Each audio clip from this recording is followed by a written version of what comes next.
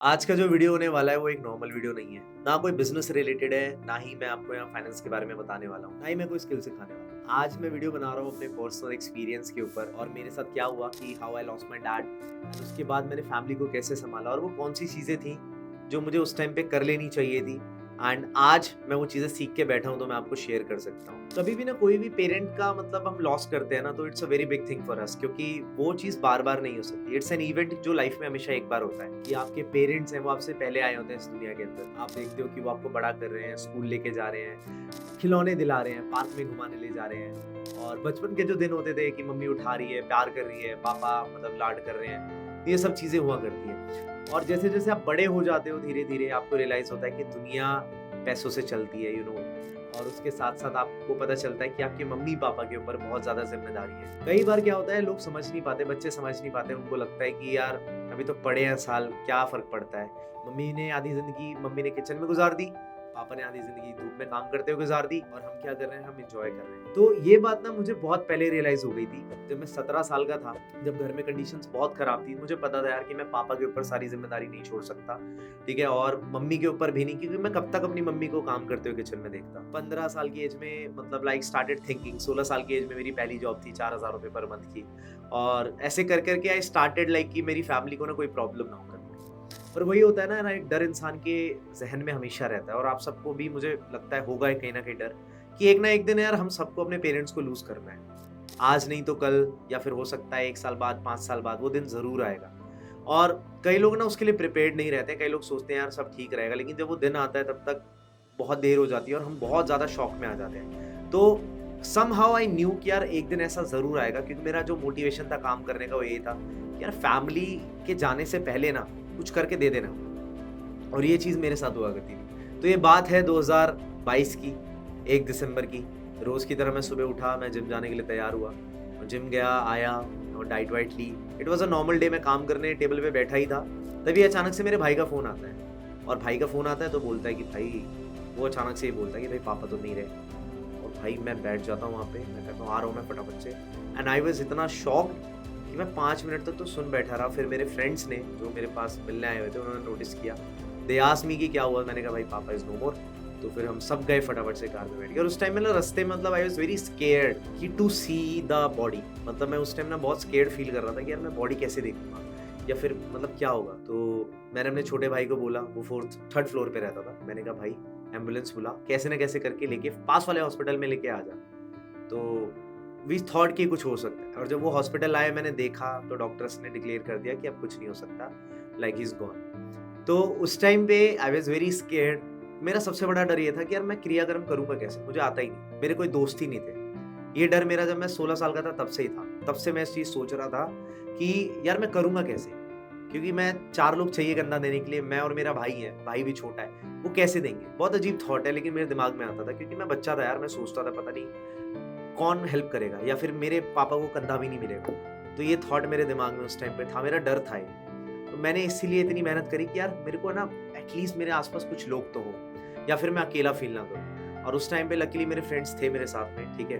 तो ये मेरा डर है ना फिर एक दिन तो वो सच होना ही था क्योंकि मुझे पता था कि भगवद गीता में मैंने पढ़ा था, श्री कृष्ण भगवान जी ने बताया कि जिसका जन्म हुआ है उसकी मृत्यु निश्चित है और जो मृत्यु और जन्म का जो चक्र होता है इट्स लाइक कि कपड़े बदलने जैसा। आज मैंने ये टी-शर्ट पहन ली, कल मैं और टी-शर्ट पहन लूँगा। तो जैसे इंसान की मृत्यु होती है, उसकी आत्मा दूसरे शरीर में प्रवेश कर जाती है।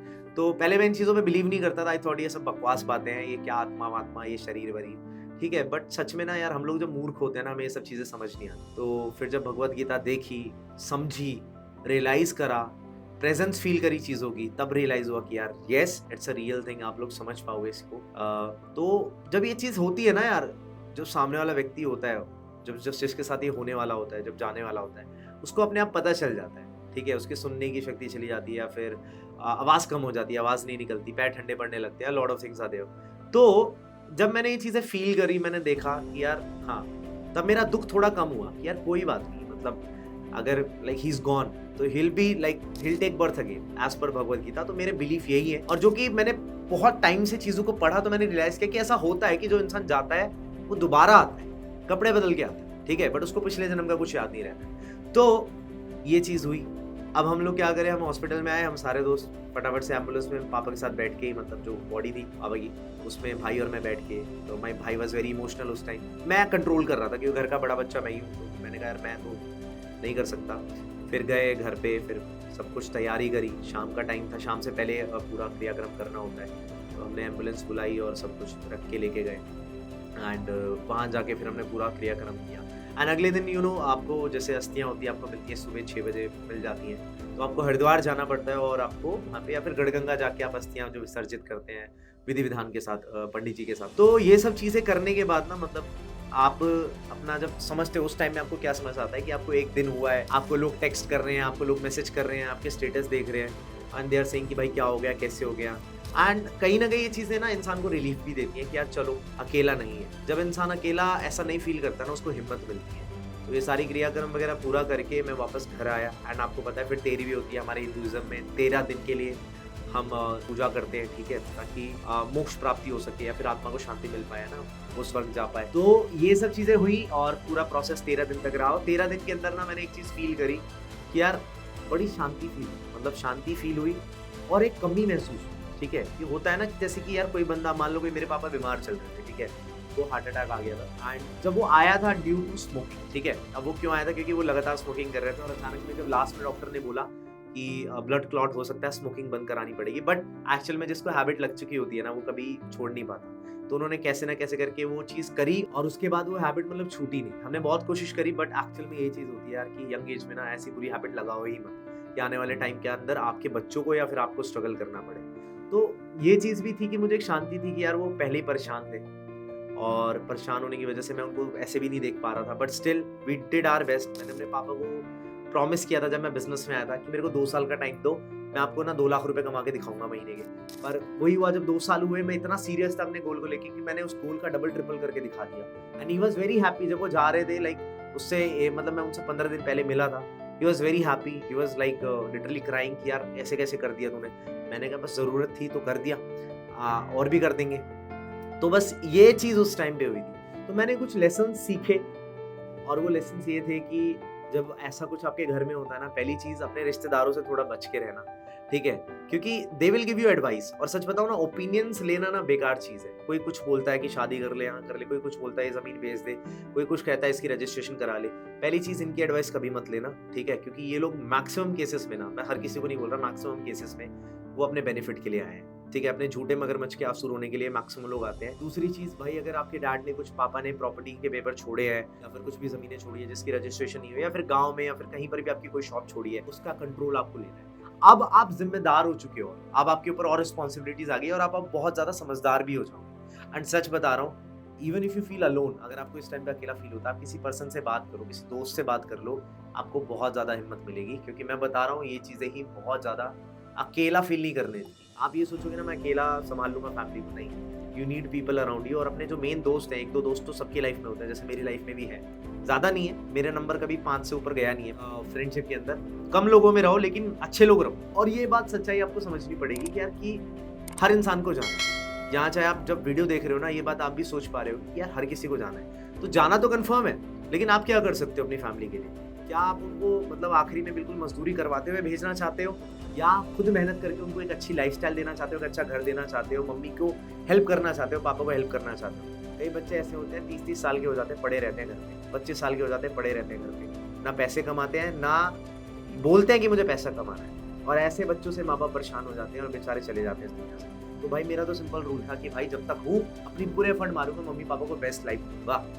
और ये चीज़ मैं आपको भी रिकमेंड करूंगा। आज तो चलो मेरे डैड नहीं है, वो मेरी कभी पहली कार देख नहीं पाए कि मैं कौन सी लेने वाला था या फिर क्या लग्जरी कार मैंने प्रॉमिस किया था कि मैं BMW लूंगा, उनका सपना था।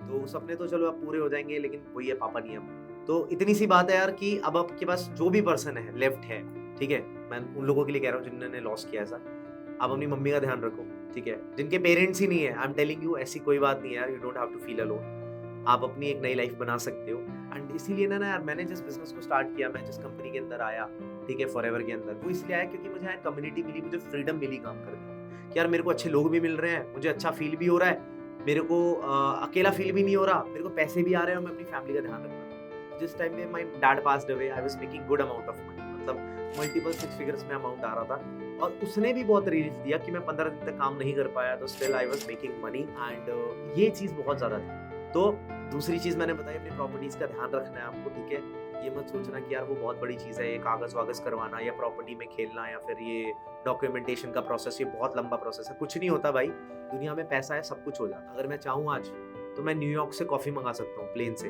प्राइवेट प्लेन में, अभी अगर मुझे पीनी हो। 1 घंटे में मेरे लिए कॉफ़ी आ जाएगी या 2 घंटे में कॉफ़ी आ जाएगी, whatever it is. Money can do anything, okay? तो आप लोगों को इस चीज़ को समझना है। तीसरी चीज़ जो आपको समझनी है, आपको अपनी मम्मी और अपने भाई-बहन का ध्यान रखना है एंड अगर आपने अभी तक अपनी कोई अर्निंग का सोर्स नहीं बनाया है, आई रिक्वेस्ट यू बना लो। ये मत सोचो कि भाई तुम किसी और पे डिपेंडेंट रहोगे, आपको करना ही पड़ेगा, वरना होगा क्या ना, आपकी फैमिली ना सर्वाइव करने पे आ जाएगी और वो है ना फिर सर्वाइव करने लग जाएगी और मुश्किल हो जाएगा, आपको जिम्मेदारी लेनी पड़ेगी। और ये बात मैं आखिरी में कहना चाहूंगा यार कि आप किसी के जाने की कमी में मतलब पूरी नहीं कर सकते। आई नो वो आपके पापा हो सकते हैं, मम्मी हो सकती है, भाई हो सकता है, बहन हो सकता है, किसी को आपने लूज किया हो, आई कैन अंडरस्टैंड। बट एक बात का ध्यान रखना, ये थोड़ी स्पिरिचुअल चीज़ बोल रहा हूँ कि यार जैसे इंसान इस दुनिया से जाता है ना, वो वापस जन्म ले लेता है और ये बात सत्य है। इसको आप शायद अभी ना समझ पाओ, बट जिन मेंटोर से मैं सीखता हूँ उनसे मैंने ये चीज़ फील भी करी और देखा भी है कि येस इट इज़ ट्रू कि सोल्स होती हैं और वो जाती हैं दूसरी दुनिया में। अभी बताया हुआ ना गरुड़ पुराण के अंदर कि ऐसा होता है, हम आ जाते हैं, एग्जैक्टली वो सब चीज़ रियल है, ठीक है? तो ये चीज़ मैं कोई बना के नहीं बोल रहा, मैंने जब खुद एक्सपीरियंस करी है ना चीज़ें, उस बेसिस पे बता रहा हूँ। तो कभी मैं बनाऊंगा इस टॉपिक पे भी वीडियो तो आपको ज़रूर बताऊंगा। अभी ये चैनल मेरा बिजनेस का है तो बिजनेस का ही चलने दो, और जब मैं पर्सनल कंटेंट बनाऊंगा, ब्लॉग्स बनाऊंगा या फिर मैं अपनी जो भी मेरी हॉबीज़ हैं, क्योंकि ये चैनल ना मेरी हॉबीज़ के ऊपर ही है, मैं जो कर रहा हूँ अपनी लाइफ में सब बताऊँगा, ठीक है? तो बस आपको ये ध्यान रखना है, अपनी फैमिली का ध्यान रखो, अर्निंग करो एंड अकेला फील मत करो यार, वी आर विद यू, ठीक है? कोई घबराने वाली बात नहीं है। ऐसा मत सोचो कि तुम अब कहीं के नहीं रहे या फिर पता नहीं लाइफ कैसे चलेगी या इतनी सारी जिम्मेदारियां तुम्हारे सर पे आ चुकी हैं। जिम्मेदारियां इंसान को मजबूत बनाती हैं और तुम अब मजबूत बनने जा रहे हैं और मेरा वादा है तुमसे कि तुम आगे और बेटर बनोगे और आपके जो भी पेरेंट है वो आपको ऊपर से देख रहे होंगे तो आप पे प्राउड फील करेंगे कि यार मेरे बच्चे ने कुछ किया, समाज के लिए कुछ किया, अपने लिए कुछ किया, बाकी जो बचे हुए थे लोग उनके लिए कुछ किया। वरना मैं सच्ची में ऐसे लोग जानता हूँ जो अपने माँ बाप को घर से बाहर निकाल देते हैं, ठीक है, मरने के लिए छोड़ देते हैं। I am very proud of you कि आप ऐसे नहीं थे एंड जो भी आप हो, अगर आप इस वीडियो को एंड तक देख रहे हो ना, I am very proud of you क्योंकि आप एक अच्छे इंसान हो, इसलिए आप यहाँ तक आए। तो ये मेरा कुछ पर्सनल एक्सपीरियंस था जो मैं शेयर करना चाहता था और 1 साल के अंदर मैंने जिम्मेदारियाँ ली है, अपनी इनकम को ग्रोथ पे लेके गया हूँ और ये समझा है कि यार एक दिन है ना ये चीज़ सबके साथ होनी है, तो इस सच्चाई को एक्सेप्ट कर लो और किसी के जाने से दुखी मत। कपड़े बदलने के लिए कोई दुखी क्यों होता है? सोल होती है वो बॉडी को चेंज कर देती है, ठीक है? तो प्लीज़ इस चीज़ का ध्यान रखो, अच्छे कर्म करो, अच्छा करोगे, अच्छी जगह पे रहोगे, जाओगे और आपको शांति मिलेगी, ठीक है? तो आज की वीडियो में बस इतना ही। अगर आपको वीडियो अच्छी लगी हो तो चैनल को सब्सक्राइब कर लेना। I will see you in the next video, till the time keep learning, be positive, thank you.